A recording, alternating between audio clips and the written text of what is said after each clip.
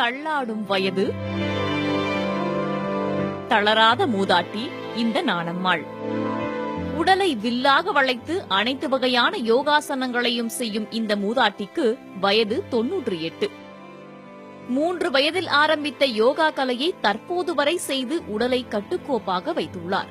தன்னுடைய வேலைகளை தானே செய்து கொள்ளும் நாணம்மாள் சிறு பிள்ளைகளைப் போல யோகா போட்டிகளுக்கு சென்று பதக்கங்களையும் வென்று வருகிறார்.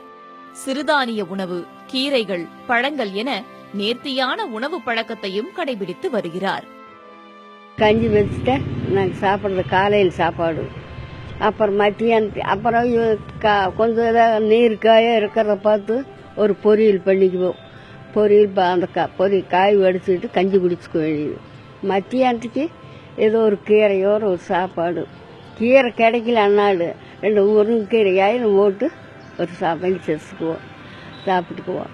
நைட்டு நான் என்ன செய்வேன், ஒரு கிளாஸ் பால் ஒரு பழம் இருந்தால் என்ற சாப்பாடு அவ்வளவுதான்.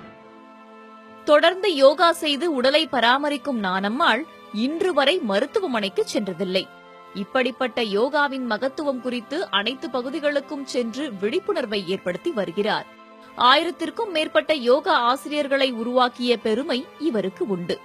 நாணம்மாளின் சாதனைகளை கண்டு கடந்த மகளிர் தினத்தன்று குடியரசுத் தலைவர் பெண் சக்தி விருதையும் இவருக்கு அளித்து கௌரவித்துள்ளார்.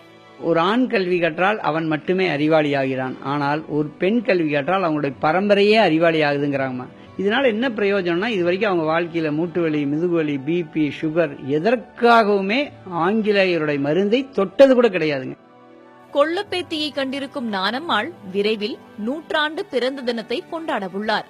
முறையான உடற்பயிற்சியும் நேர்த்தியான உணவு பழக்கமும் தான் ஆரோக்கியமான வாழ்விற்கு அடிப்படை என்பதை நிரூபித்து இன்றைய தலைமுறையினருக்கு பாடமாகியுள்ளார் நாணம்மாள்.